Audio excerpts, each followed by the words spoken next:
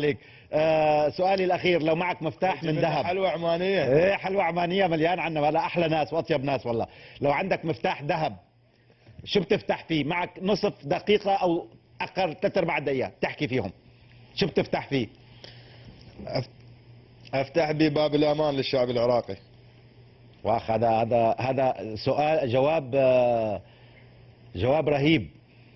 ان شاء الله الامان بيد الله، ان شاء الله يعود الامان للعراق ولكل بلداننا العربيه. كابتن يونس محمود اخ وصديق عزيز، انا شخصيا اتمنى لك كل التوفيق مع الاهلي، فريق راقي بادارته، برئيس هيئه اعضاء شرفه، برئيس النادي، بجمهوره، بلاعبينه، وانت في المكان الراقي.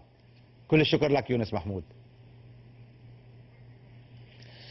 طيب اشكرك استاذ مصطفى، واشكر إدارة نادي الأهلي وجماهير نادي الأهلي لمساندتهم لي، وإن شاء الله راح يشوفون يونس محمود غير، وإن شاء الله يعني نحقق لهم اللي مطلوب منا. نعم. ونجيب الأفراح النادي الأهلي. كل الشكر لكم طبعا. كل